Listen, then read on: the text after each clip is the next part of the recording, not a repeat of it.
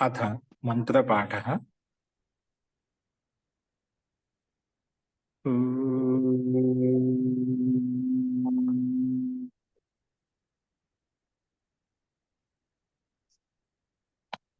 सहनां भवतु सहनौ भुनक्तु सह वीर्यं करवावहै तेजस्विनावधीतमस्तु मा विद्विषावहै। ओम शांति शांति शांति। सर्वेभ्यो नमः। అందరికీ నమస్కారం అండి. మనము ప్రౌఢ రచనానువాద కౌముదిలో 20వ అభ్యాసం మొదలు పెట్టుకున్నాము. అందులో సమాస ప్రకరణంలో తత్పురుష సమాసం గురించి మనం చెప్పుకుంటున్నాము.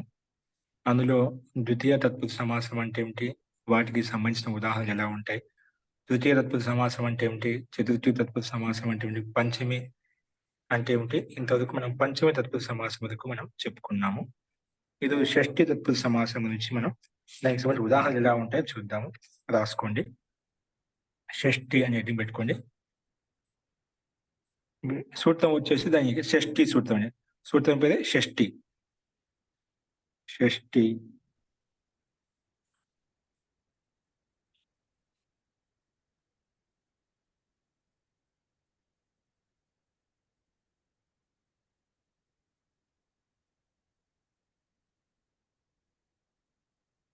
అస్తు. సూత్రం రాసుకుని షష్ఠి.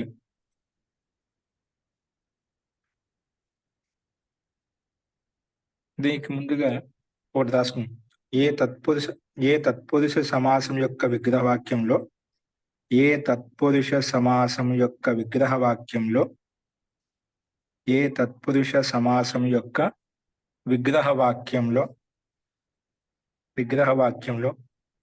పూర్వపదం షష్ఠి విభక్తి ఉంటే, పూర్వపదం షష్ఠి విభక్తి ఉంటే ఏ విగ్రహవాక్యం యొక్క తత్పురుష సమాసం ఏ తత్పురుష సమాసం యొక్క విగ్రహవాక్యంలో ఏ తత్పురుష సమాసం యొక్క విగ్రహవాక్యంలో పూర్వపదం అనేది షష్ఠి విభక్తి ఉంటే, పూర్వపదం షష్ఠి విభక్తి ఉంటే దాన్ని షష్ఠి తత్పురుష సమాసం అంటాం. షష్ఠి తత్పురుష సమాసం అంటాము. షష్ఠి తత్పురుష సమాసం అంటాము. ఇప్పుడు ఆ షష్ఠి తత్పురుష సమాసం చెప్పాం కదా. షష్ఠి అనే సూత్రానికి అర్థం ఏంటి రాసుకోండి. షష్ఠి విభక్త్యంత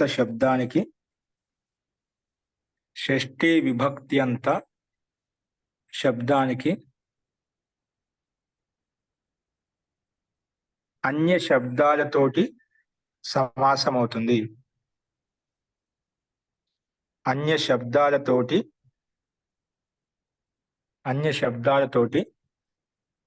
సమాసం అవుతుంది.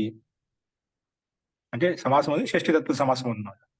అంటే ముందు షష్ఠి విభక్తి అనివార్య, శబ్దం ఏదైనా కావాలి, షష్ఠి విభక్తి ఉండాలి. ఆ షష్ఠి విభక్తి ఉత్తర పదంలో ఉండాలి. ఏదో అది ఏ శబ్దం సరే. ఇక్కడ మనకు చతుర్థిలో, పంచమిలో, ద్వితీయలో నిర్ధారించబడింది ఈ శబ్దాలే ఉండాలి అని చెప్పి. ఇక్కడ నిర్ధారించలేదన్నమాట. ఏదైనా ఉండొచ్చు. ముందు ఖచ్చితంగా షష్ఠి విభక్తి ఉండాలి, తర్వాత శబ్దం ఏదైనా ఉండొచ్చు, ఏ శబ్దమే ఉండొచ్చు.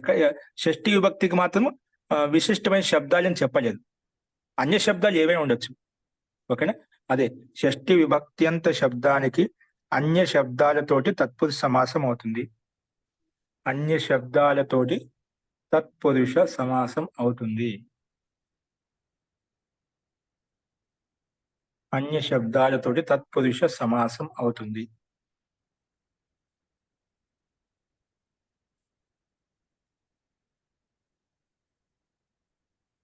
ఉదాహరణ రాసుకోండి.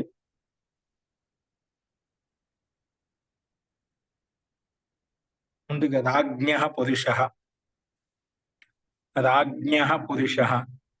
రాజ్ఞః షష్ఠి భక్తి, పురుష ప్రథమ భక్తి.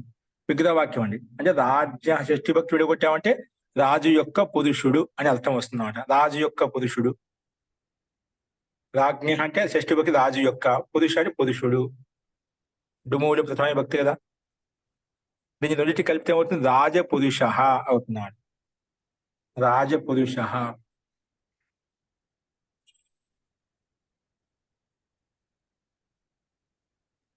ఇక్కడ మధ్య విభక్తి చూపిస్తుంది. మహోదయ, ఉమ్. రాజ్ఞ పురుష అన్నప్పుడు అది అలౌకిక విగ్రహవాక్యం అవుతుంది కదా. రాజ్ఞ దానికి మనం ఇది లౌకిక విగ్రహవాక్యం అండి, లౌకిక విగ్రహవాక్యం. అలౌకిక విగ్రహవాక్యం అంటే సుప్పులు పెట్టుకుంటాం కదా రెండింటికి, పూర్వపదానికి ఉత్తర దానికి పదానికి. ఇలా పెట్టుకోవాలి, రాజన్ గస్, రాజన్ గస్ ప్లస్ పురుష సు. ఇప్పుడు సమాసం అయినప్పుడు, ఇప్పుడు సంశయం ఏంటంటే సమాసం అయినప్పుడు పూర్వపదం యొక్క సుప్పు ఉత్తర పదం యొక్క సుప్పు రెండు పోతాయా? రెండు వెళ్ళిపోతాయి. రెండు వెళ్ళిపోతాయి. రెండు వెళ్ళిపోతాయి. అప్పుడు ఏం మిగులుతుంది? రాజన్ పురుష మిగులుతుంది.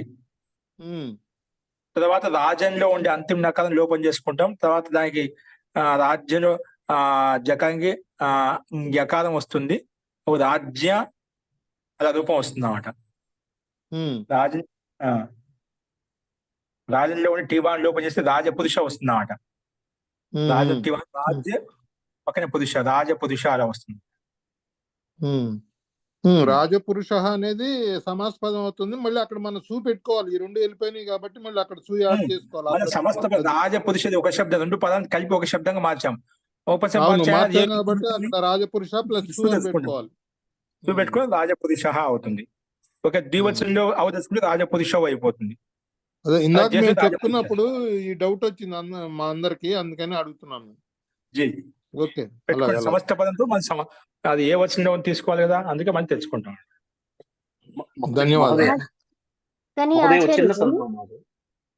కవిత గారు, ఇక్కడ తత్పురుష సమాసం అంటే అప్పుడు ఫస్ట్ లో మనకు రాయించారు మీరు ఏమనంటే ఎక్కువ అంటే రెండు గాని అంతకన్నా ఎక్కువ శబ్దాలకి మధ్యలో ద్వితీయ విభక్తి, తృతీయ, చతుర్థి, పంచమి, షష్ఠి, సప్తమి ఇవన్నీ వస్తే మధ్యలో విభక్తులు లోపిస్తాయి అన్నారు కదా. తర్వాతది చివరిది అలాగే ఉంటుంది అన్నట్టు చెప్పారు కదా. అక్కడ అంటే ఏదో ఒకటి వస్తుందా. ఇప్పుడు మనకి ఇక్కడ ఏమొచ్చే రాజన్ పురుషాలు, రాజన్ గస్ పురుషస్సు, ఇవి అంటే ఇవి ఏదో ఒకటి వస్తాయండి. ఏ వస్తే అవి లోపిస్తాయంట. సమాసం చేసిన తర్వాత ఇవి లోపిస్తాయి. అప్పుడు రాజన్ పురుషాల మిగులుతుందన్నమాట. మిగిలిన తర్వాత మళ్ళీ నకారం లోపం చేసుకుని అనుభాగాన్ని లోపం చేసుకుంటే రాజపురుష అలా కలుస్తాయి అన్నమాట. కలిసిన తర్వాత సమస్త పదం చేత సుదెచ్చుకుని రాజపురుష ఏ క్వశ్చన్ పెట్టుకుంటాం.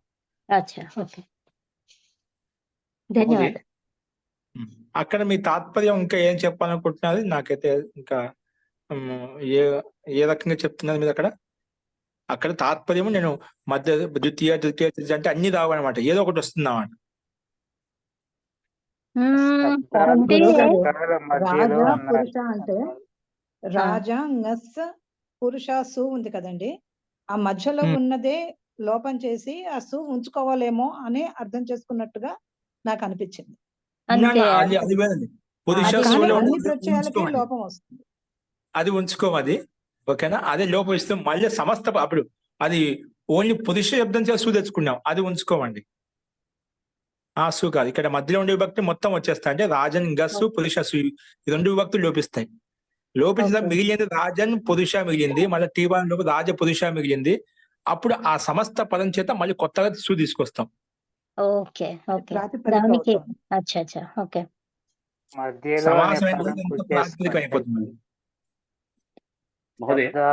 అంటే చాలా మధ్యలో అనే పదం ఉండటం వల్ల కన్ఫ్యూజ్ అయ్యారు.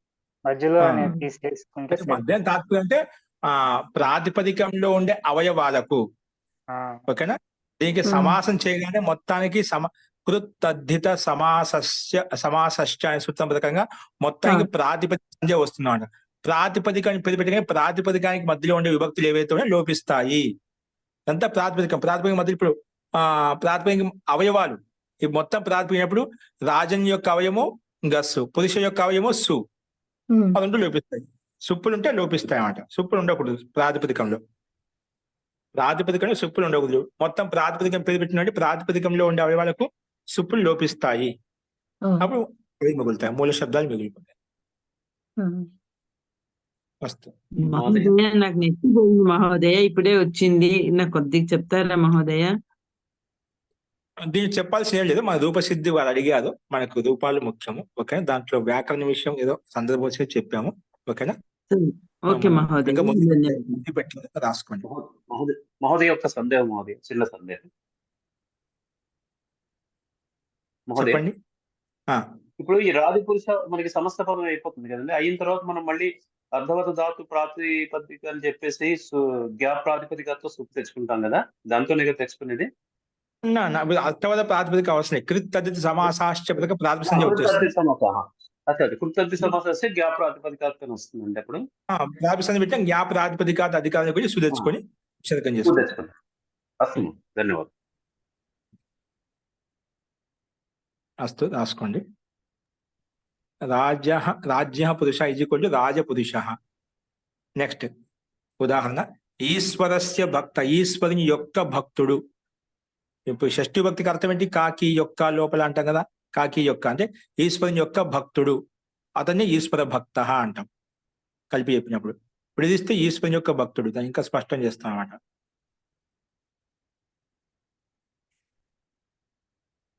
అలాగే శివస్య భక్త శివభక్త, శివుని యొక్క భక్తుడు. శివస్య భక్త శివభక్త.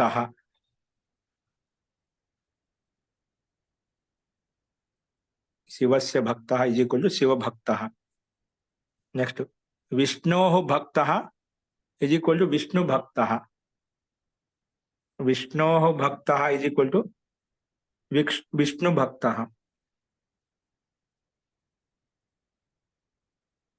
విష్ణో భక్త = విష్ణుభక్త.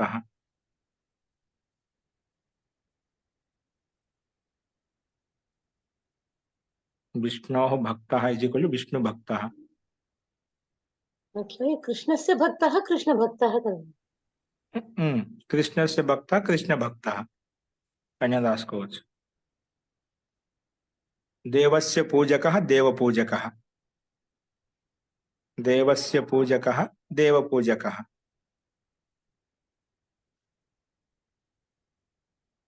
రాజ్యస్య సేవకః రాజసేవకః. రాజ్ఞః సేవకః రాజసేవకః. రాజ్ఞ రాజపురుష అని చెప్పారా? అస్తు మహోదయ. రాజ్ఞ సేవక రాజసేవకః.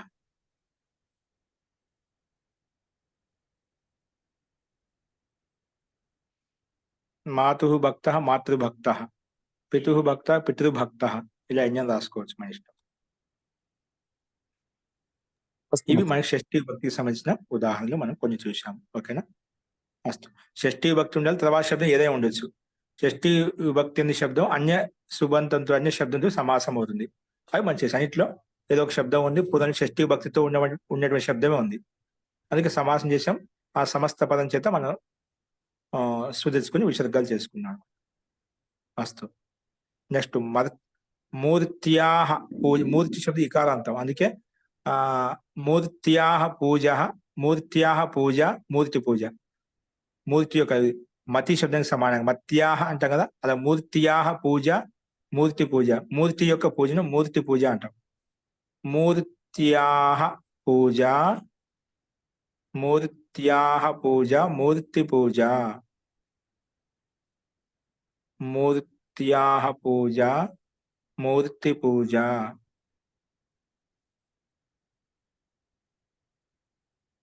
దేవస్య పూజ దేవ పూజ.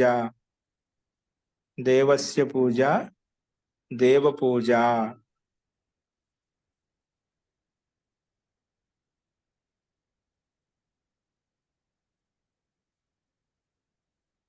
నెక్స్ట్ విద్యాయాః ఆలయః విద్యాలయః. విద్యాయాః ఆలయః, విద్య యొక్క ఆలయాన్ని విద్యాలయం అంటాం. విద్యాయాః ఆలయః విద్యాలయః. దేవస్య ఆలయః దేవాలయః. దేవుని యొక్క ఆలయాన్ని దేవాలయం అంటాం. దేవస్య ఆలయః దేవాలయః. రామస్య ఆలయః రామాలయః. శివస్య ఆలయః శివాలయః. ఇట్లా వందల శబ్దాలు రాసుకోవచ్చు. దేవస్య మందిరం దేవ మందిరం. దేవుని యొక్క మందిరం దేవ మందిరం అంటాం. దేవస్య మందిరం దేవ మందిరం. ఏంటో మనం విడగొట్టేటప్పుడు ఆ విభక్తి లింగంలో ఏ లింగం ఉంటే ఆ లింగాన్ని బట్టి షష్ఠీ విభక్తిలో విడగొట్టుకుంటాం. పుల్లింగంలో షష్ఠీ విభక్తి, స్త్రీలింగం షష్ఠీ విభక్తి. అది ఏ లింగంలో ఉంది, ఇకారాంతమా అకారాంతమా ఉకారాంతం, దాన్ని బట్టి షష్ఠీ విభక్తి రూపం ఎలా వస్తుందో అలా విడగొట్టుకుంటాం అంట. ఎన్ని అకారాంతాలు కాబట్టి దేవస్య మందిర దేవ మందిర. విష్ణుని శబ్దం ఉకారాంతం కానీ విష్ణోహు భక్త విష్ణు భక్త అని చెప్పుకున్నాం. సందర్భం బట్టి తీసుకోవాలి. నెక్స్ట్ ఇక్కడ ఇంకొక ఉదాహరణ ఇచ్చారు. సువర్ణస్య కుండలం సువర్ణ కుండలం. సువర్ణం యొక్క కుండల్ని సువర్ణ కుండలం అంటాం. సువర్ణస్య కుండలం సువర్ణ కుండలం. సువర్ణస్య కుండలం సువర్ణ కుండలం. సువర్ణస్య కుండలం సువర్ణ కుండలం. ఇక్కడ సువర్ణస్య కుండలు అంటే బంగారం యొక్క మహోదయ. బంగారం కుండలు చేసాం. బంగారం యొక్క కుండలని సువర్ణ కుండలం అంటాం. అంటే వెండి కూడా ఉంటాయి, తాంబే కూడా ఉంటాయి కుండలు. సువర్ణం యొక్క కుండలని సువర్ణ కుండలం అంటాం. మోదయ కుండలం అంటే కడవానం. కుండలం అంటే కమ్మలు, మన చెవులో పెట్టిన కుండలాలు అని చెప్తాం. చెవులు పెట్టుకుని దిద్దులు అంటారు. దిద్దులు, చెవులీలు, జుంకీలు మహోదయ. జుంకీలు, కమ్మలు. నెక్స్ట్ వచ్చింది. ఇది మన షష్ఠీ విభక్తికి సంబంధించి కొన్ని ఉదాహరణలు మనం చూసాం. ఇలా 100 శబ్దాలు మనం తయారు చేసుకోవచ్చు. నెక్స్ట్ సప్తమి రాసుకోండి. సప్తమికి సంబంధించి సప్తమి తత్పురుష సమాసం ఎలా ఉంటుంది? ద్వితీయ తత్పురుష సమాసం చూసాము, షష్ఠీ తత్పురుష సమాసం చూసాము. అలా క్రమంగా సప్తమి తత్పురుష సమాసం సంబంధించిన ఉదాహరణలు ఎలా ఉంటాయి రాసుకోండి. సప్తమి, దీనికి సూత్రం వచ్చేసి సప్తమి విభక్తికి సప్తమి షౌండైః. సప్తమి షౌండైః.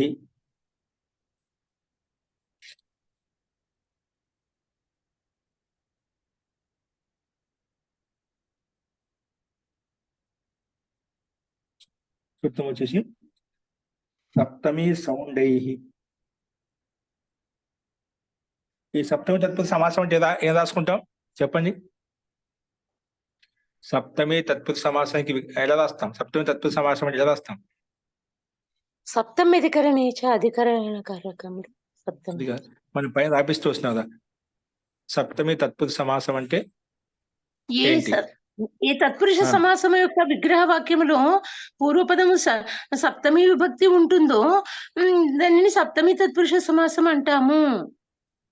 ఏ తత్పురుష సమాసం యొక్క విగ్రహ వాక్యంలో పూర్వపదం సప్తమి తత్పురుష పూర్వపదం సప్తమి విభక్తి ఉంటే దాన్ని సప్తమి తత్పురుష సమాసం అంటాము.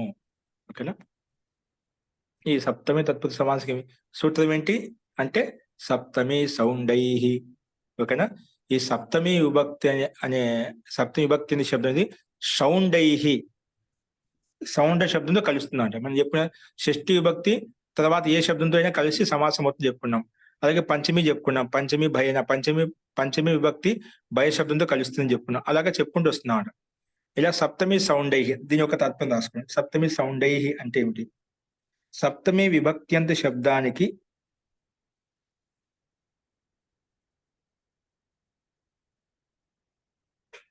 సౌండ అని ఒక గణ విషయం, దానిలో కొన్ని శబ్దాలు ఉన్నాయి. సౌండాది గణం ఉందన్నమాట. ఆ శబ్దాలతో మాత్రం సమాసం అవుతున్నాడు సప్తమి విభక్తికి అయితేనా. రాసుకోండి. సప్తమి విభక్త్యంత శబ్దానికి సౌండాది మొదలగు శబ్దాలతోటి సమాసం అవుతుంది. షౌండ ఆది, ఆది శబ్దం మొదలగు, షౌండ మొదలగు శబ్దాలతోటి సమాసం అవుతుంది. షౌండాది శబ్దాలతోటి సమాసం అవుతుంది.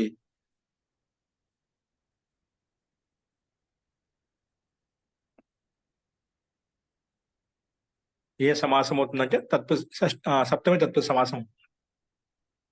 సప్తమి తత్పురుష సమాసం అవుతుంది. ఓకేనా? ఆ సౌండ్ అది ఏంటో చూద్దాము. రాసుకోండి. ఉదాహరణ ఇంకెలా ఉంటాయి? ఇది సింపుల్ గా ఉంటాయి.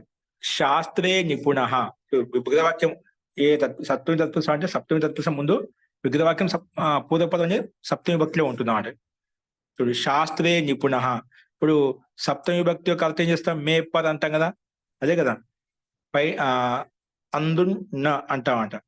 డుమువులు ప్రథమ విభక్తి, నీనుల గురించి ద్వితీయ విభక్తి, చెతంచేంతొడంతో తృతీయ విభక్తి, పొదుకొనికై చతుర్థి విభక్తి, వల్నన్ కంటే పట్టి పంచమి విభక్తి, కాకి యొక్క షష్ఠి విభక్తి, అందున్న లోపల సప్తమి విభక్తి, ఓరి ఓయి ఓసి సంబోధన విభక్తి. ఓకేనా? ఇక్కడ సప్తమిలో వస్తే అందున లోపల పైన ఇవన్నీ అర్థాలు వస్తాయి. అందుకే శాస్త్రే అంటే శాస్త్రంలో, నిపుణ నిపుణుడు, శాస్త్రంలో నిపుణుని శాస్త్ర నిపుణ అంటాం. శాస్త్రంలో నైపుణ్యం కలిగింది శాస్త్ర నిపుణ అంటాం. అక్కడ ఎవరు ఏ దాంట్లో నిపుణుడో దాంట్లో సప్తమి విభక్తి పెట్టుకుంటాం. దేనిలో అయితే నిపుణుడో. శాస్త్రే సప్తమి విభక్తి ఎక్కువ శాస్త్రంలో, సప్తమికి అర్థం లోపల అర్థం వస్తున్నాడు. శాస్త్రే నిపుణ, శాస్త్రంలో నిపుణుడు. వికృత వాక్యం శాస్త్రే నిపుణ ఈజ్ ఈక్వల్ టు శాస్త్ర నిపుణ. కలిపి చెప్తే ఆ వ్యక్తిని శాస్త్ర నిపుణుడు అంటాం. అలాగే విద్యలో నిపుణుడు అంటే విద్యాయాం నిపుణ. వికృత వాక్యం వస్తుంది, ఇక్కడ డైరెక్ట్ ఇచ్చేది మనకు, అది రాసుకోవాలి. విద్యా స్త్రీలింగం కాబట్టి సప్తమి విభక్తులు విడగొట్టాం. విద్యాయాం నిపుణ, విద్యా నిపుణ, విద్యాయాం నిపుణ, విద్యా నిపుణ,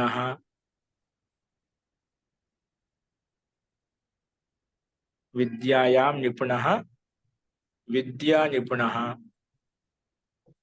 అంటే విద్యలో నిపుణుడు, సమర్థుడు అని అర్థం. యుద్ధ నిపుణ అంటే యుద్ధంలో నిపుణుడు. యుద్ధే నిపుణ, యుద్ధ నిపుణ.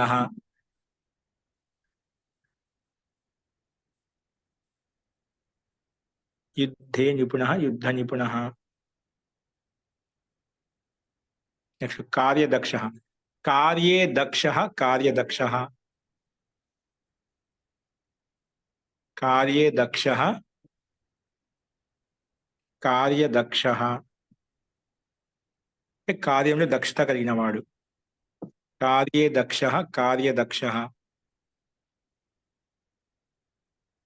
నెక్స్ట్ కార్యే చతుర, కార్యచతురుడు, కార్యచతుర, కార్యే చతుర, కార్యచతుర.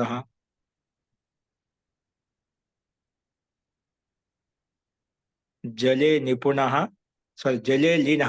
జలం శబ్దం నపుంసకలింగం ఏకవచనంలో ఉంది. జలం నపుంసకలింగం అన్న. సప్తమి విభక్తి ఏమొస్తుంది? జలే అంటే జలంలో లీన, జలంలో లీనమయ్యాడు, నీటిలో లీనమయ్యాడు. జలే లీన, జల లీన, జలే లీన, జల లీన.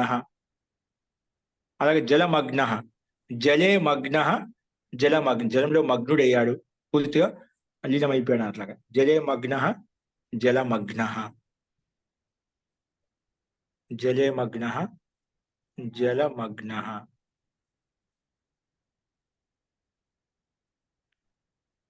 జలే మగ్న, జలమగ్న.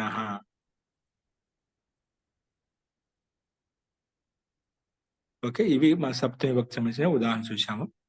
ఇవన్నీ సౌండాది గణంలో ఉండే శబ్దాన్ని కూడా. ఓకేనా? సౌండాది గణంలో ఈ మగ్న, చతుర ఈ మాటలన్నీ ఉన్నాయండి, ఈ శబ్దాలు ఇది ఉంటాయండి. నీకు ఒకటి రాసుకోండి. సౌండాది చెప్పామండి. అక్షేసు సౌండ, అక్ష సౌండ్, ఇది ఒకటి రాసుకోండి. అక్షేసు సౌండ్. అక్ష అంటే పాచికలు, జువ అంటాం కదా, జూదం ఆడతాం. అక్షేసు సౌండ అంటే సౌండ్ నిపుణుడు అని అర్థం అండి కూడా. అక్షేసు సౌండ్ అంటే ఆత్మ నిపుణుడు. నిపుణార్థం తెచ్చుకునే పర్యావరణ శబ్దాల కింద చెప్పుకున్నాం కదా. అక్షేసు సౌండ, ఇప్పుడు కంసుడు దాంట్లో బాగా నిపుణుడు కదా. అక్షేసు సౌండ, అక్ష సౌండ. శకుని, శకుని, శకుని మహోదయ. క్షమ్యతం, శకుని. అక్షేసు సౌండ, అక్ష సౌండ అంటే పాచికలో నిపుణుడు. సౌండ నిపుణుడు అనమాట. అదే అక్షేసు ధూర్త, అక్షేసు ధూర్త, అక్ష ధూర్త అంటే అక్షర ధూర్తుడు అనమాట. అలా ఎన్నో రాసుకోవచ్చు. ఓకేనా? అక్షదూర్ధ మహోదయ మళ్ళీ చెప్తారు ఇది. అక్షేసు ధూర్త, పాచికల్ ధూర్తుడు. అక్షదూర్త మహోదయ. ధూర్త జీ అక్షధూర్త వస్తుంది. ఓకే, ధన్యవాదాలు. శబ్దం అది ఎన్ని రాసుకోవచ్చు మన ఇష్టం.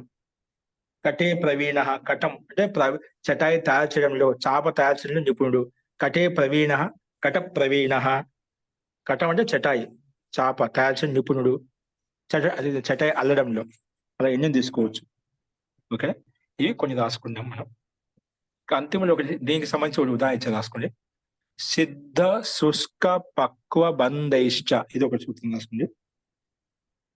సిద్ధ శుష్క పక్వ బంధైశ్చ. సిద్ధ శుష్క పక్వ బంధైశ్చ.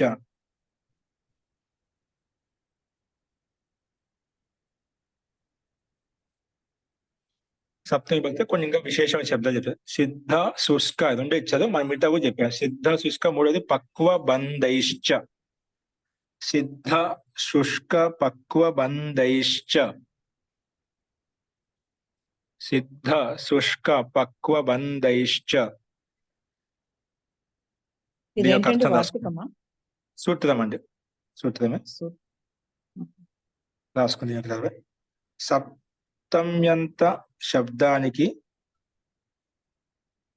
సప్తమ్యంత శబ్దము, సప్తమ్యంత శబ్దానికి సిద్ధ కామ, సంస్కృత రాసుకోండి. సిద్ధ కామ, శుష్క కామ, శుష్క కామ,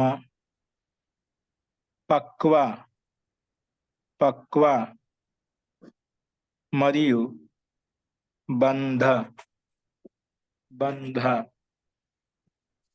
బంధ ఈ శబ్దాలతోటి తత్పురుష సమాసం అవుతుంది.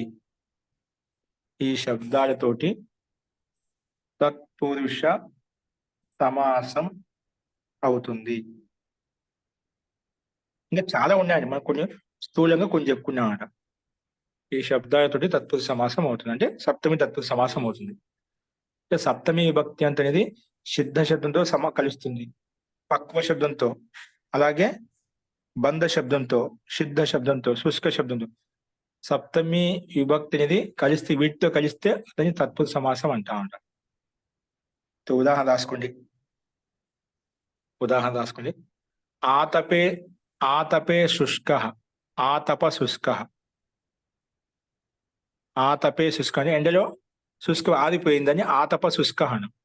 అంటే ఏదైనా పదార్థం ఏదైనా ఆరబెట్టుంటే ఆరిపోతున్నదే, వస్త్రం కావచ్చు, పదార్థం కావచ్చు, ఏదైనా పదార్థాలు కావచ్చు. ఆతపే శుష్క, ఆతప శుష్క. ఎండలో శుష్కమైందని ఆతప శుష్క అంటాం. నెక్స్ట్ స్థాళీ పక్వ.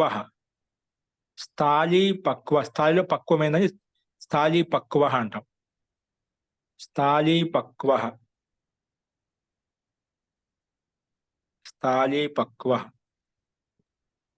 స్థాళీ పక్వకు ఇట్లా ఆతపే శుష్క లాగా స్థాళ్యాం పక్వ. సప్తమి స్థాళీ శబ్దం దీర్ఘీకారం కదా. స్థాళ్యాం పక్వ, స్థాళీ పక్వ. స్థాళ్యాం పక్వ, స్థాళీ పక్వ. స్థాళ్యాం పక్వ, స్థాళీ పక్వ.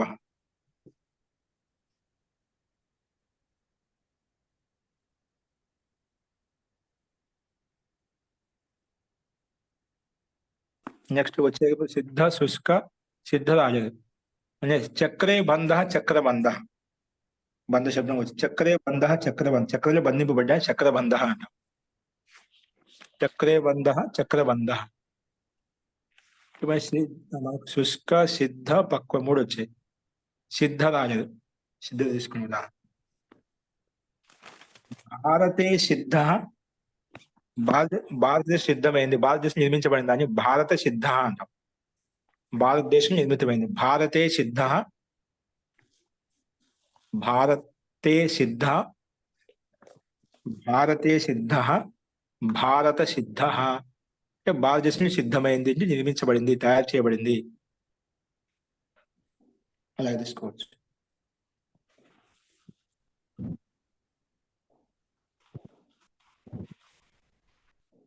లేదా నగరే సిద్ధ నగర సిద్ధ, లేదా గ్రామే సిద్ధ గ్రామ సిద్ధ, అది నేను తీసుకోవచ్చు. ఓకే, ఈ రకంగా శుద్ధ, శుష్క, పక్వ, బంధ, వీటికి 4 శబ్దాలకు 4 ఉదాహరణలు మనం చూసాం. ఓకేనా, ఈ రకంగా మనం సప్తమి విభక్తికి సంబంధించిన ఉదాహరణ ఈ రకంగా ఉంటాయి. స్థూలంగా ముఖ్యమైనటువంటి శబ్దాలు మనం చూసాం. అంటే ఒక సిద్ధాంతం ఇలా అర్థమైతే మిగతా అర్థం చేసుకోవచ్చు ఇక్కడ ఏ తత్పురుష సమాసం ఉందని చెప్పి. ఇంకా కొన్ని విశిష్ట సందర్భాలు కూడా మనకు సమాసాలు ఉంటాయి. ఇప్పుడు ఒక అవగాహన వచ్చింది కదా, దాన్ని బట్టి ఎక్కడ ఉన్నా మీకు ఈ రకంగా ఉంది చెప్పినప్పుడు అర్థమవుతుంది అన్నమాట. సో ఈ రకంగా స్థూలంగా మనం తత్పురుష సమాసం అంటుంది. తత్పురుష సమాసం లో ద్వితీయ తృతీయ క్రమంగా ద్వితీయ తత్పురుష సమాసం, తృతీయ ఈ సమాసాలు ఎలా వస్తాయి, వాటి యొక్క ఉదాహరణ ఎలా ఉంటాయి అనేది మనం ఉదాహరణ సహితంగా చూసాం. ఓకేనా, ఇప్పుడు ఈ సమాసాలలో ఉండే సమస్త పదాలను ఉపయోగిస్తూ వాక్య నిర్మాణం ఎలా ఉంటుంది, శబ్దకోశంలో శబ్దాలను ఉపయోగిస్తూ వాక్య నిర్మాణం ఉంటుంది, నియమాలను ఉపయోగించి వాక్య నిర్మాణం ఎలా ఉంటుంది అనేది మనం ఇప్పుడు చూద్దాం. రాసుకుని తెలుగు వాక్యాలు.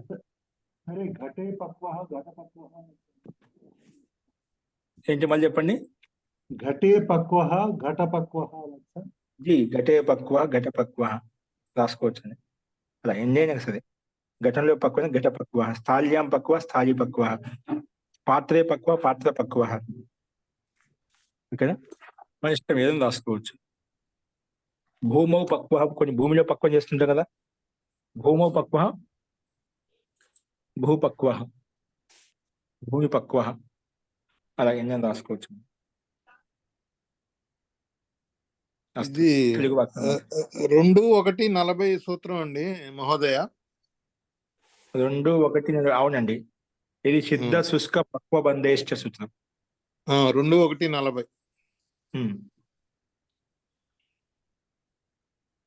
నెక్స్ట్ రాసుకోండి.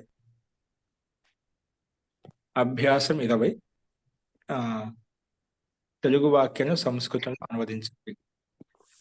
తెలుగు వాక్యాలను సంస్కృతంలో అనువదించండి.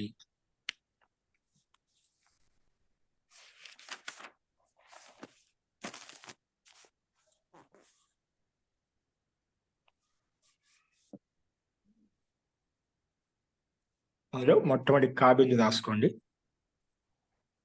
కాబిందులో పతి శబ్దాన్ని ఉపయోగించి, పతి శబ్దం చెప్తున్నదా, పతి శబ్దాన్ని ఉపయోగించి వాక్య నిర్మాణం. పతి శబ్దాన్ని ఉపయోగించి వాక్య నిర్మాణం. పతి శబ్దాన్ని ఉపయోగించి వాక్య నిర్మాణం రాసుకోండి. అందులో 1వ వాక్యం తెలుగు వాక్యం.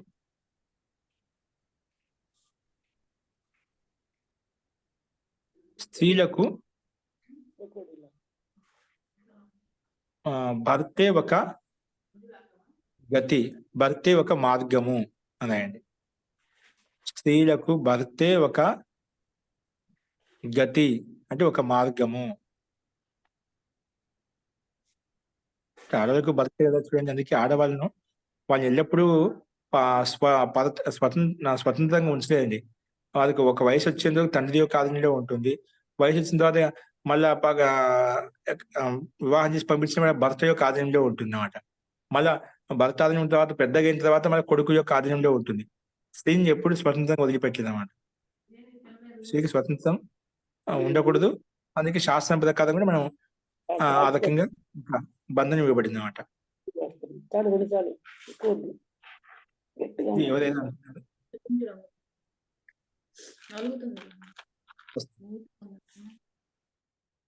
రాసుకోండి. స్త్రీలకు భర్తే ఒక గతి అంటే భర్తే ఒక మార్గము. 2వ వాక్యం. స్త్రీలకు పతే దేవుడు. స్త్రీలకు భర్తే దేవుడు. స్త్రీలకు దాంట్లోనేనా మహోదయం వేరే వేరే 2వ వాక్యం అండి.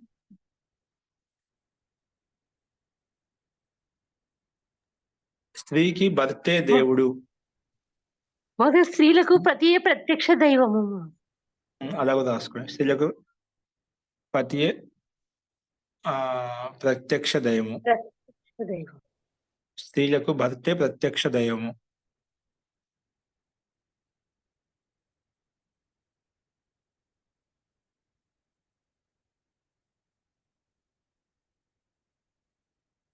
భర్తతోటి కూర్చొని మూడో వాక్యం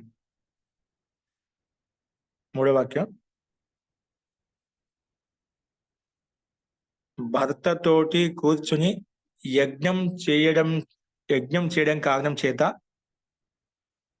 భర్తతోటి కూర్చొని యజ్ఞం చేయడం కారణం చేత భర్తతోటి కూర్చొని యజ్ఞం చేయడం కారణం చేత యజ్ఞము చేయడం చేత రాసుకుని యజ్ఞం చేయడం చేత స్త్రీని పత్ని అని అంటాము. స్త్రీని పత్ని అంటాము. స్త్రీని ఏమంటాం? పత్ని అంటాం. చూడండి, ఇక్కడ మనకి ఈ వాక్యం ద్వారా ప్రత్యేక స్త్రీకి గృహస్థులు ఖచ్చితంగా యజ్ఞం చేయాలి. అంటే భార్యాభర్తలు ఇద్దరు కూర్చొని ఖచ్చితంగా యజ్ఞం చేయాలి. దంపతులు కూర్చొని యజ్ఞం చేయాలి. ఇది అనివార్యం. వాళ్ళ జీవితంలో సుఖంగా సంతోషంగా ఉండాలి. పరమాత్మ ఒక వ్యవస్థ కల్పించామట. అటువంటి కుటుంబంలో నిత్య నైరంతర్యంగా యజ్ఞానుష్ఠానం జరుగుతుంటే ఆ కుటుంబం సంతోషంగా ఆనందంగా ఐశ్వర్యంతో నిండి ఉంటుందన్నమాట. సకల ఐశ్వర్యంతో నిండి ఉంటుందన్నమాట. ఎటువంటి లోటు ఉండదన్నమాట. 100 మందికి వాళ్ళు ఇంకా అండగా ఉంటది, ఆధారభూతంగా ఉంటుందన్నమాట. అందుకే పత్ని అని ఎందుకంటాము? పతితో కూర్చొని యజ్ఞం చేస్తుంది కాబట్టి ఆయనకు పత్ని అని పేరు వచ్చిందన్నమాట. పత్ని అంటే భార్య. పత్ని శబ్దం ఎందుకు వచ్చిందంటే భర్తతో కూర్చొని యజ్ఞం చేస్తుంది కాబట్టి పత్ని అని చెప్పామంట. అదే విషయం చెప్పాడు. భర్తతో కూర్చొని యజ్ఞం చేస్తుంది కాబట్టి స్త్రీకి పత్ని అని పేరు. స్త్రీకి పత్ని అని పేరు. స్త్రీకి పత్ని అని పేరు. భర్తతో కూర్చుని యజ్ఞం చేస్తుంది కాబట్టి యజ్ఞం చేయడం చేత స్త్రీకి పత్ని అని పేరు. ఈ విషయంలో అష్టాధ్యాయి యొక్క ప్రమాణం మహర్షి పాణిని యొక్క సూత్రం ఉంది. ఏంటంటే మహర్షి పాణిని యొక్క సూత్రము పత్యుర్యజ్ఞ సంయోగే. పత్యుర్యజ్ఞ సంయోగే. పత్నుర్యజ్ఞ సంయోగే. యజ్ఞతో సంయోగం ఉంటుంది కదా, ఇంక పత్ని అంటామంట. ఓకేనా? ఎప్పుడు పత్నికి పత్నుర్యజ్ఞ సంయోగే, యజ్ఞంలో కూర్చుంటుంది కాబట్టి అందుకే పత్ని అని చెప్పి చెప్తామంట. అంటే ఎల్లప్పుడు పత్ని యజ్ఞంలో చూసుకునే పత్ని అని చెప్పి చెప్పుకున్నామంట. మనకు అష్టాధ్యాయ సూత్రం మహర్షి పాణి యొక్క సూత్రం. ఇది సూత్రం కూడా మనకు ప్రామాణికంగా చెప్తుందన్నమాట. కాబట్టి అత్యంత అనివార్యంగా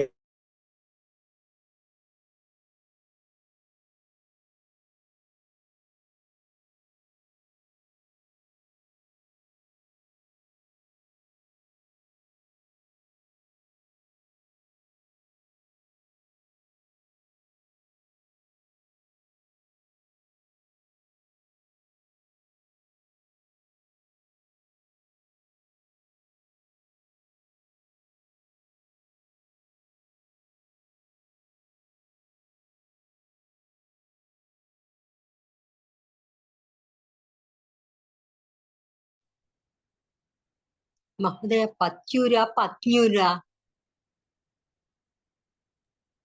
పత్యురు అండి.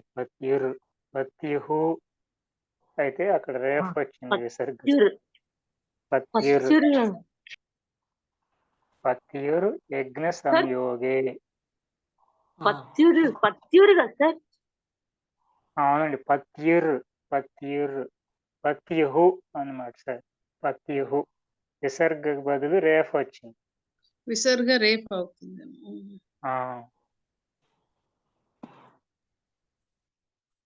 క్షమ్యతాం. రాసుకోండి. 4వ వాక్యం రాసుకోండి. చంద్రమాతోటి వెన్నెల వెళ్తుంది. చంద్రమాతోటి వెన్నెల వెళ్ళిపోతుంది. చంద్రమాతో వెన్నెల ఉంటున్నా, చంద్రమ వెళ్ళిపోయింది, వెన్నెల కూడా వెళ్ళిపోతున్నాడు. చంద్రమాతోటి వెన్నెల వెళ్ళిపోతుంది.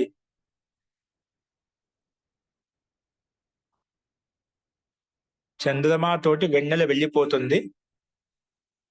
మేఘం తోటి విద్యుత్ అదృష్టమవుతుంది. మేఘం తోటి విద్యుత్ అదృష్టమవుతుంది. మేఘం తోటి విద్యుత్ అదృష్టమవుతుంది.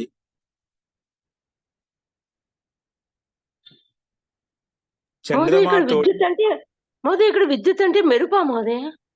మెరుపండి. చంద్రమాతోటి వెన్నెల వెళ్ళిపోతుంది, మేఘంతో విద్యుత్ అదృష్టం అవుతుంది. ఇది 2 వచ్చామాట. ఇది 4వ వాక్యం. 5వ వాక్యం రాసుకోండి.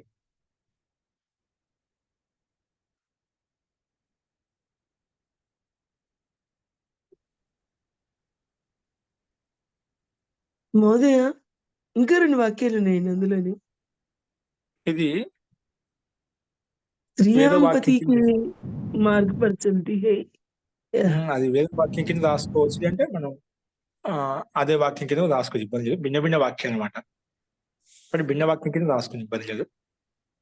రాయండి. స్త్రీలు పతి యొక్క మార్గంలో నడుస్తారు. స్త్రీలు పతి యొక్క మార్గం నడుస్తారు.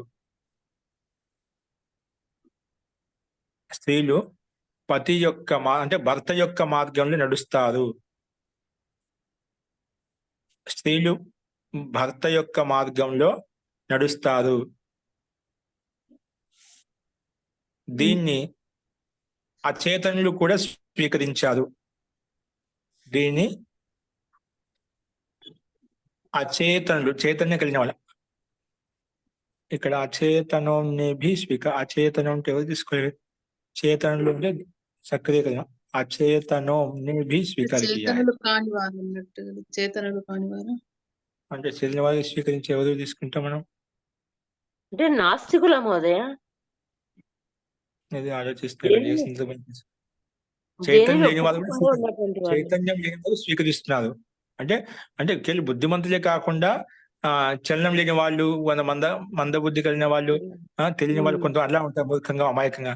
ఆ చైతన్యం చేతన వాళ్ళు కూడా స్వీకరిస్తున్న ఈ మాటను. మూర్ఖులు కూడా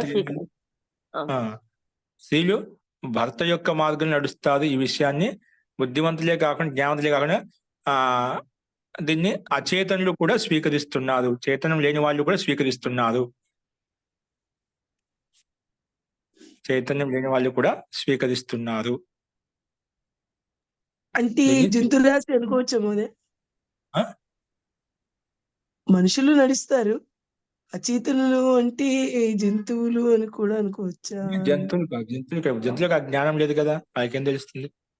మనుషుల్లోనే కొంచెం సక్రియంగా, కొంచెం బుద్ధిమంతులు, కొంచెం సామాన్యంగా ఉండేవాళ్ళు, కొంచెం ఇంకా తక్కువగా ఉండేవాళ్ళు కదా, కొందరికి ఏమి తెలియదు అన్నమాట, మూర్ఖంగా ఉంటుంది అన్నమాట. అటువంటి వాళ్ళకు కూడా దీన్ని ఎప్పుడు భర్తని అనుసరిస్తుంటారు. భార్య ఎంత చేసినా, భార్యలు ఏ రకంగా ఉండి ఎంత పీడించినప్పుడు కూడా భర్తని అనుసరిస్తూ ఉంటుంది అన్నమాట. భర్త మాటను జవదాటది అన్నమాట.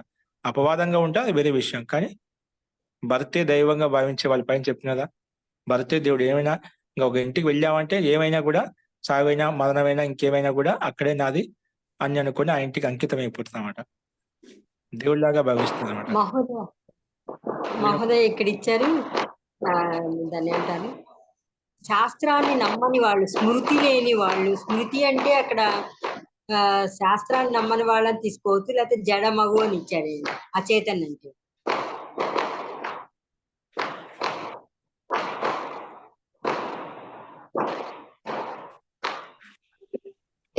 ఇక్కడ జడ బుద్ధి అని చెప్పుకోవచ్చు. ఇక్కడ జడులు అని తీసుకోవచ్చు, చైతన్యం లేని, స్మృతి లేని.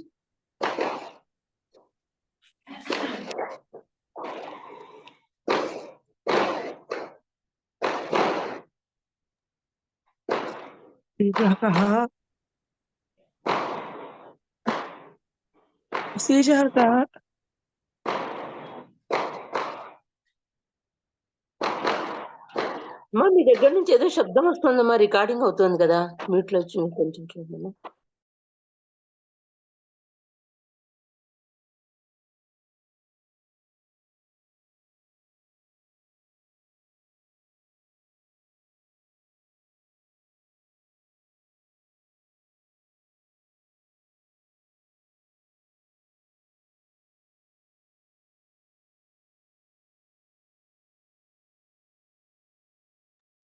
క్షమ్యతాం.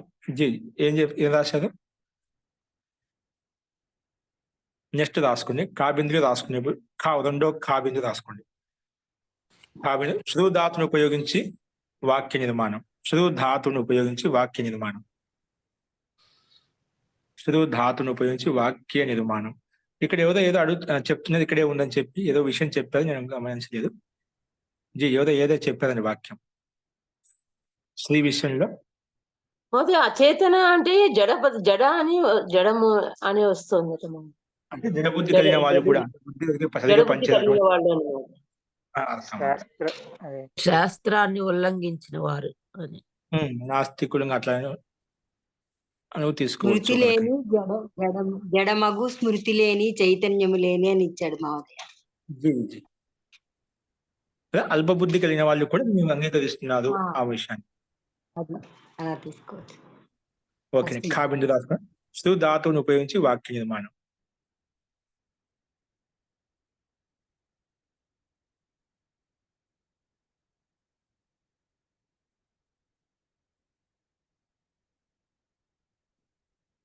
రాసుకోండి. ఎవరైతే రెండో వాక్యం కాబిందులు కి ఒకటో వాక్యం రాసుకోండి. ఎవరైతే పెద్దలను నిందిస్తారో, ఎవరైతే పెద్దవాళ్ళు నిందిస్తారో వాళ్ళు మాత్రమే పాపులు కాదు. వాళ్ళు మాత్రమే పాపులు కాదు.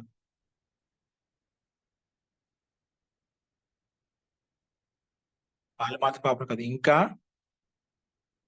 వాళ్ళు మాత్రం పాపులు కాదు. ఇంకా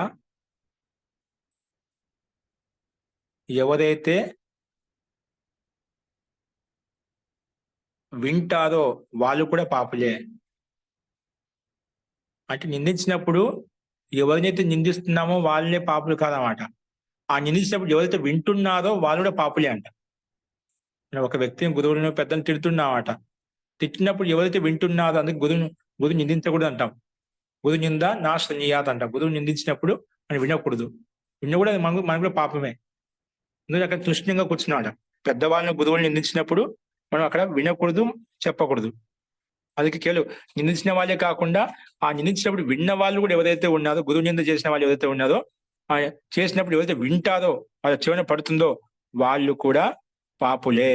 వాళ్ళకు కూడా ఆ పాపం కలుగుతుంది. అందుకే ఎవరైతే పెద్దవాళ్ళు నిందిస్తారో వాళ్ళు మాత్రమే పాపులు కాదు, కానీ ఎవరైతే వింటారో వాళ్ళు కూడా పాపులే.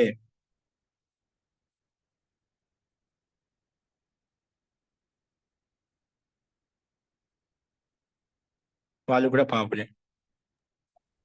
ఈ ప్రోత్సహించే వాళ్ళు, తర్వాత ఉపేక్షించే వాళ్ళు కూడా వాళ్ళకి సమవాటా ఉంటుంది అంటండి పాపంలో.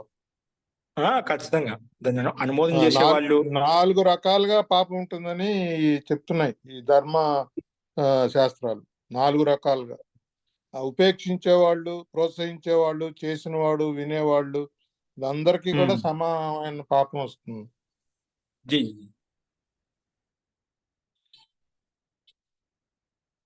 నెక్స్ట్ వాక్యం.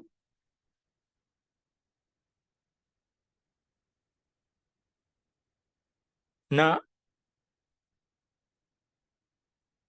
సగ మాటను విను. నా సగ మాటను అంటే సగంలో చెప్పిన మాటను విను. నా సగం చెప్పిన మాటను విను. నేను ముందు సగం చెప్పానేదో ఆ సగం చెప్పిన మాటను, నా సగం చెప్పిన మాటను విను. నేను నా సగం చెప్పిన మాటను విను.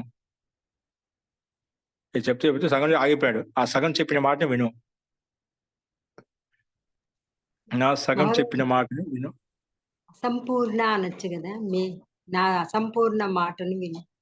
నా అసంపూర్ణ మాటను విను. అంటే పూర్ణం కానటువంటి మాటను విను. నా పూర్ణం కానటువంటి మాటను విను. నెక్స్ట్ 3వ వాక్యం. హే మిత్ర విను, నా మాట కరెక్టా కాదా? హే మిత్ర విను, నా మాట కరెక్టా కాదా? హే మిత్ర విను, నా మాట కరెక్టా కాదా? నా మాట కరెక్టా కాదా?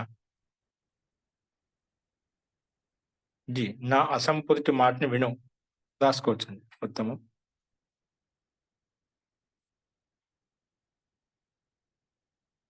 నెక్స్ట్ ఏమిటిదా విను నా మాట కరెక్టా కాదా. నెక్స్ట్ వాక్యం హే బాదల్ హే బాదల్ ఓ మేఘమా మహోదయ. ఓ మేఘమా హే మేఘమా అది రాసుకున్న బాధను హే మేఘమా ఓ మేఘమా తెలుగు చెప్తే ఓ మేఘమా నీవు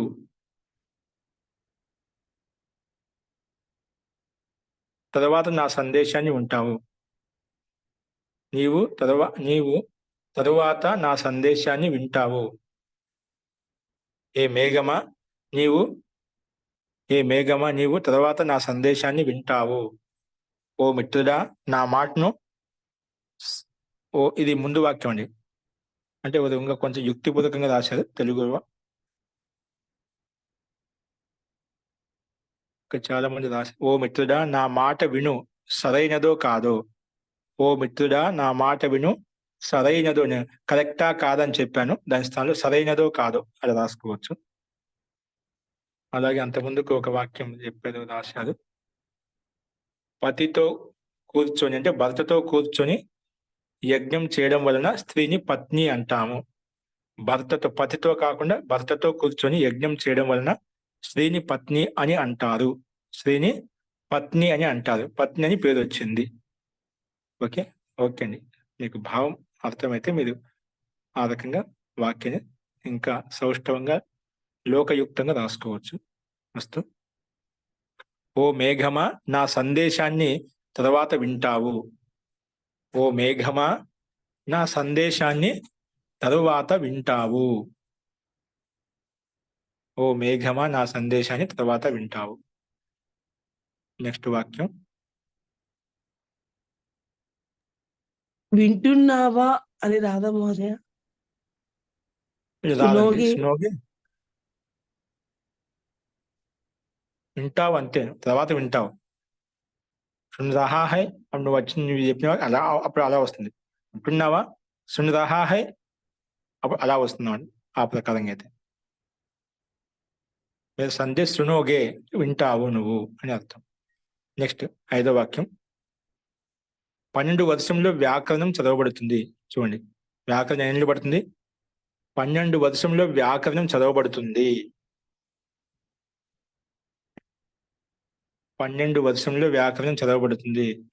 ఇప్పుడు మనం మొదలుపెట్టి వ్యాకరణం ఏం లేదండి, 3 ఏళ్ళు అయిపోయిందా, 3 ఏళ్ళు అయింది అనుకుంటాను. 12 వర్షములలో వ్యాకరణం చదవబడుతుంది. అప్పట్లో అలా 12 ఏళ్ళు చెప్పేవాళ్ళండి వ్యాకరణం. వ్యాకరణం ఎదిగితే గట్టిగా వచ్చిందో మిగతా అన్ని శాస్త్రం వచ్చేసినట్టే అంట.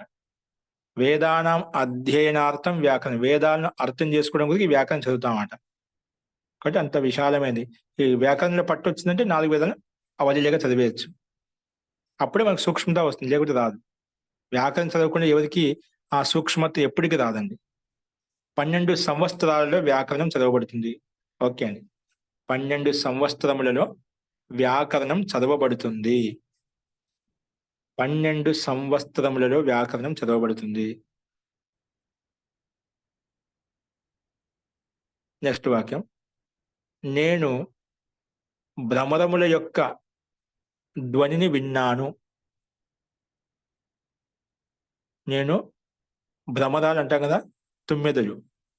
నేను భ్రమరముల యొక్క అంటే తుమ్మెదల యొక్క గూంజి అంటే ధ్వని, అరుస్తుంటే అని అరుస్తుంటాయి కదా ఆ శబ్దం. భ్రమరముల యొక్క ధ్వనిని విన్నాను. తేనెటీగలు అంటాం కదా, నల్లగా ఉంటాయి భ్రమరాలు.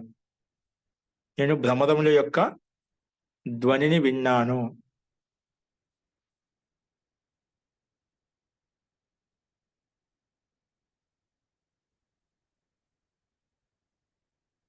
నీకంటే నెక్స్ట్ వాక్యం నీకంటే పెద్దవాళ్లకు సేవ చెయ్యి. నీకంటే పెద్దవాళ్లకు సేవ చెయ్యి. నెక్స్ట్ వాక్యం నీకంటే పెద్దవాళ్లకు సేవ చెయ్యి.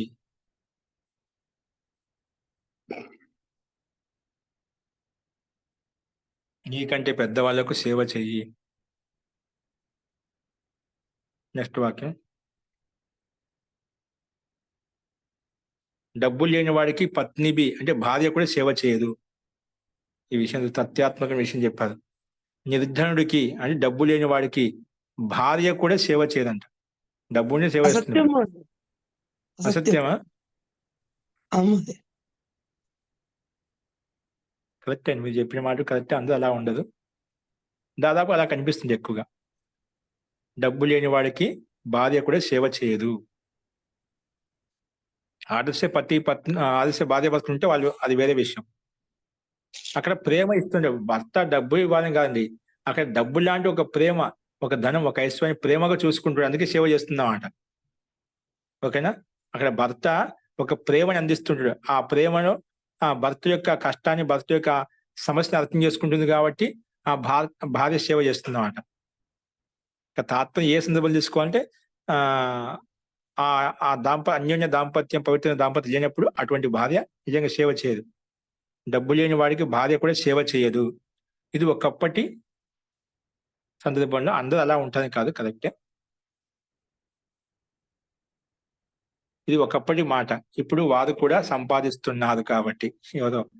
ఇది ఒకప్పటి మాట, ఇప్పుడు వారు కూడా సంపాదిస్తున్నారు. ఆడవాళ్ళు ఎక్కువ సంపాదిస్తున్నారు మగవాళ్ళ కన్నా. ఇప్పుడు వాళ్ళ ఇంట్లో, ఇప్పుడు మగవాళ్ళ ఇంట్లో కూర్చుని ఆడవాళ్ళు పోయి సంపాదించుకొస్తున్నామట. మగవాళ్ళ కన్నా ఆడవాళ్ళకి ఎక్కువ జాబ్స్ వస్తున్నాయి. అలా అనిపిస్తుంది. ఇప్పుడు రాబోయే రోజుల్లో ఇప్పుడు ఆడవాళ్ళంత ఇంట్లో, మగవాళ్ళంత ఇంట్లో ఉంటే ఆడవాళ్ళ పోయి అందరూ బయటికి వెళ్ళి పని చేస్తున్నారు. ఆ సందర్భం వస్తుంది అనిపిస్తుంది. ఎంతైతే ఆడవాళ్ళకు జాబ్స్ ఇస్తుందో అంతా, అంటే అన్ని క్షేత్రాల్లో ఆవిడ ఆ రకంగా బుద్ధిమత్తంగా వాళ్ళు పని చేస్తున్నారు. ఆ క్షేత్రంలో వాళ్ళు పోటీ పడుతున్నారు కూడా అయోగ్యతాపూర్వకంగా. కానీ అందరూ అలా ఉంటారు, సందర్భం బట్టి తీసుకోవాలి. స్త్రీ ధర్మం విసర్జయంతి. ఇదే భర్తే పరమాత్మ అనే వ్యక్తి ఎటువంటి స్థితిలో వదిలిపెట్టారన్నమాట. ఇట్లో భర్త అంటే భర్తలో సగభాగం అర్ధాంగిని అంటాం. అర్ధభాగం భర్త భార్య మధ్య కలిసిమెలిసి ఉంటాం. అందులో ఏ కష్ట సుఖాల్సిన పంచుకుంటున్నాం అన్నమాట. ఇక సందర్భం నిందార్థంలో కొన్ని సందర్భాల్లో అటువంటి స్థితి కూడా ఉంటాయని చెప్పడం ఇక్కడ. ఓకే, నిందించే అర్థం కాదు, కొంతమంది అలా ఉంటుంది. మస్తు. టైం అయింది. ఓ, ఇది ఒక్క వాక్యం. ఓకే, అంటే గాలి కొన్ని వాక్యాలు ఉన్నాయి, సరే రేపు రాసుకుందండి. ఓకేనా? మస్తు.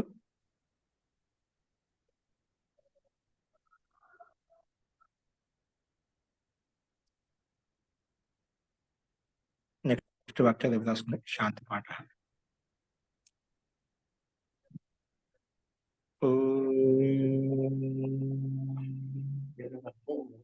సర్వే భవంతు సుఖినః, సర్వే సంతు నిరామయాః, సర్వే భద్రాణి పశ్యంతు, మా కశ్చిత్ దుఃఖభాగ్ భవేత్. ఓం శాంతి శాంతి శాంతి. సర్వేభ్యో నమః. అందరికీ నమస్కారం. నమస్తే మహోదయ. ధన్యవాదాలు. నమస్తే మహోదయ.